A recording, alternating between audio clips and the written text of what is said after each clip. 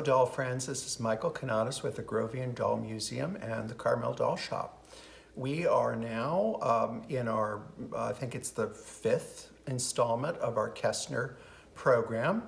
Those of you that are not following us on the Grovian Doll Museum on Facebook, you really should, because there's some wonderful information there that works as in companionship with what we're doing video-wise. So we've just finished up our photographic program on Facebook in the China department. And there's a lot of great information, so please go and look at that. But we thought we would do a video because we hadn't done one before. This was a very important part of the Kestner offerings, was the Chinas. Very interesting. In 1836, they placed their first order with a China producing company for dolls to be made for them. Previous to that, they were very involved with paper mache and had a very successful time with that. But times were changing. 1836, 1837, England had a new queen, an 18-year-old sovereign. What is very interesting about Victoria, her mother was a princess of Coburg. And those of you that don't know geography, Walterhausen is just over the hill from Sonnenberg, which is just down the road from Coburg, where Victoria's family all came from. So the new queen caused a lot of excitement because for many years in England it was kind of there were a lot of family problems with the house. So Victoria was a new start.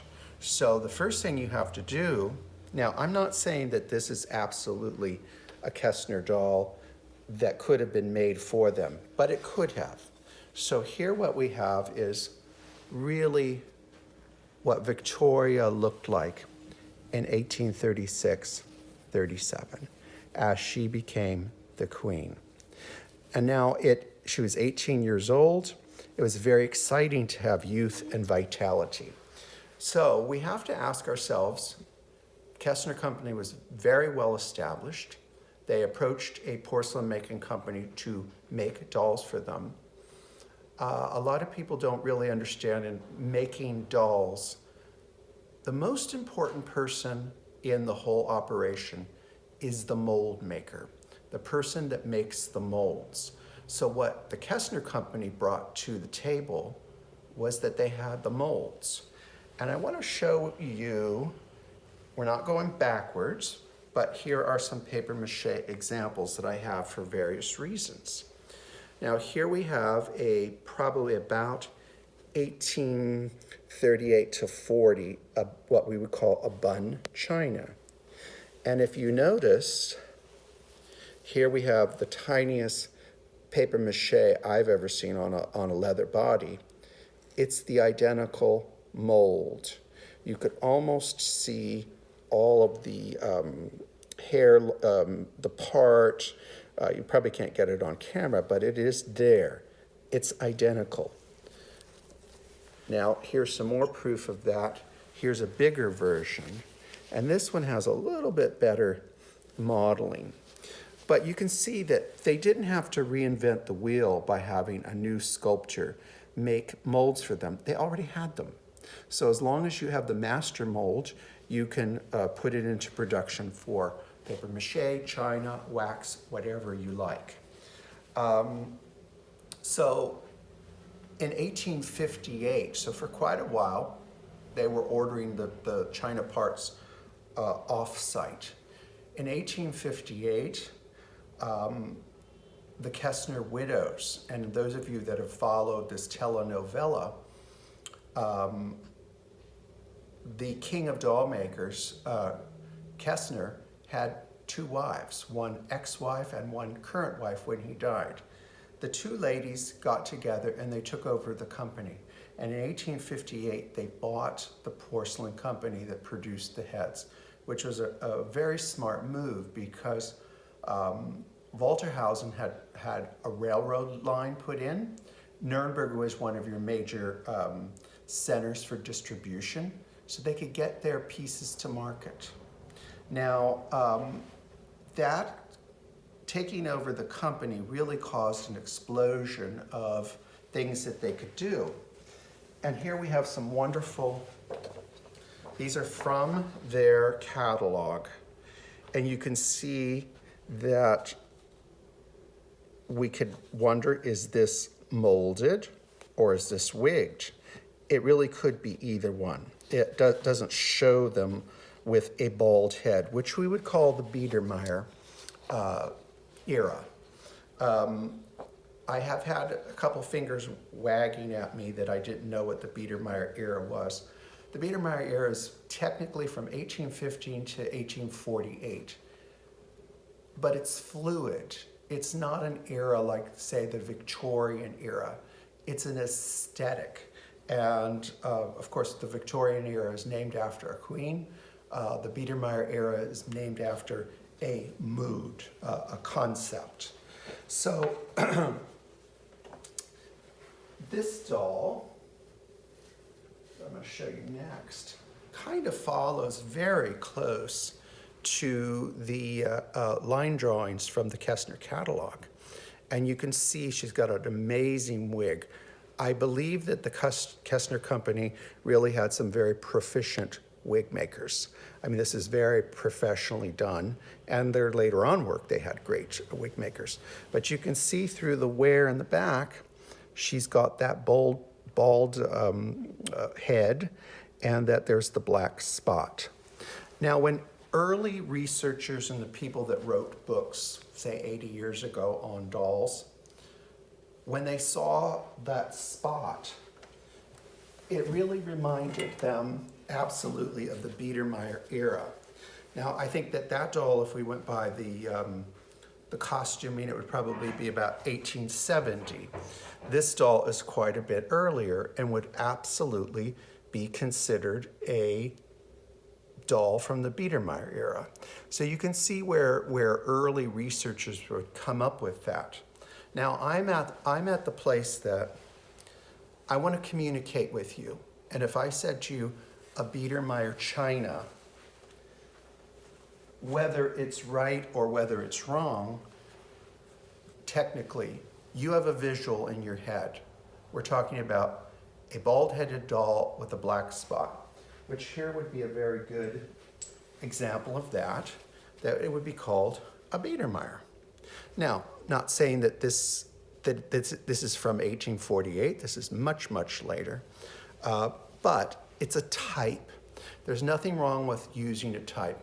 And I'm here to say that you can get all upset about it if you want, but it's not going to change. This is in so many books and so many publications as a Biedermeier, and it's the tag is here to stay. So one thing I will tell you about this doll, which is very interesting, basically when you see a china head or a wax doll with a short, chubby neck, they're supposed to represent a child. Where you'll see a doll like her with a much more elongated neck, that's to represent a lady. But remember, you use your imagination, because they did. They could make this a baby, they could make it a boy, they could make it whatever they wanted. But technically, I think that short, chubby neck equals child. Next thing I want to talk about that's come up is gender. So from the 18th century into the 19th century, almost at the dawn of the 20th century, and I'll give you an example. David and I, the first disagreement we ever had was over a photograph of one of my great uncles. And David was convinced it was a little girl. And it would be my grandmother who would verify that it was her brother Charles.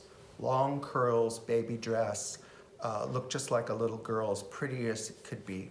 There's two reasons for that. The one, with the clothes, the same, long curls, but mostly the clothes. It was the convenience of being able to change a baby quickly. So if they weren't potty trained, you know, if you had pants on, you have to get the pants off. That was one reason. The other reason is little boys were kidnapped. So if you couldn't really tell them apart, you couldn't pick the boys from the girls. They were kidnapped to work in the mines, in factories, in agriculture. It was a real thing, and that's where the term kidnapping comes from. And then that causes confusion for collectors because in the Kestner catalog, this doll is labeled as a boy. Okay, it could be a boy or it could be a girl. In the case of this doll, which is dressed in about 1870 style, which could be its second costume, could be its first costume. I mean, it's definitely original costume. They've dressed it as a lady. So there's a lot of fluidity with the gender of dolls. Now, what's interesting about this, I think I can kind of tell when I look at a portrait or a photograph, whether it's a boy dress or a girl dress, but not really. Sometimes it's just the little minute things. It's really, really helpful if,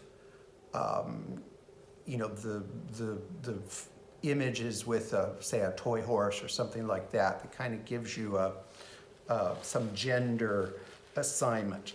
So, okay, this could be a boy, this could be a girl. In her case, she's a lady. Now, I've had someone ask about, they believe that when there's a part in the hair and it's parted, that's a boy, which is correct. So here I'm going to use a stand-in. This is a Kestner paper mache, and if you can notice, he has a part. But you can also notice he's got a long neck, which means he's older, and you can see he's got pants. So he has been breeched. He is now wearing, which would mean he would be an 8 or a 9-year-old. So that's where you have a difference. So when you see this type of a head, and you see it regularly in China, this is to represent an older boy, where the lady I showed just a minute ago could be like a 5 or 6-year-old. And then again, here you have, just to make it totally confusing, this is a phenomenal Kestner paper mache, and I believe that he was probably part of a sales set, you know, to show people, because he's got some very interesting writing on the back of his head. And, you know, you've heard of lederhosens. These are absolutely lederhosens because it's the body and head. But here you have, you know, we can't be definite about anything. Short neck, very childlike features. I've seen this on many, many China heads, but then they made him into a man with a mustache. So nothing is absolute. Now I want to talk about the names of dolls, which gets a lot of people very upset. But again, I think it's about communication. So you could say this is a Victoria China. That gives us a vision of what it looks like. It's to represent Victoria. Or you have another China, and I don't believe this is Kestner, but it's a stand-in. This would what we would call a Jenny Lin type. Jenny Lin actually was a blonde, but on stage she wore a wig. So that's what doll makers used, or not necessarily doll makers, just retailers, to say this is a Jenny Lin doll because she was a worldwide phenomenon, the first superstar. I personally do not have a problem with that, even though it wasn't made as a Jenny Lin doll. It's a way for us to communicate what style we're talking about. Anyways, this is the China area is a very big area to study, but what I have found very interesting is there's an absolute connection between the paper mache models and the China models.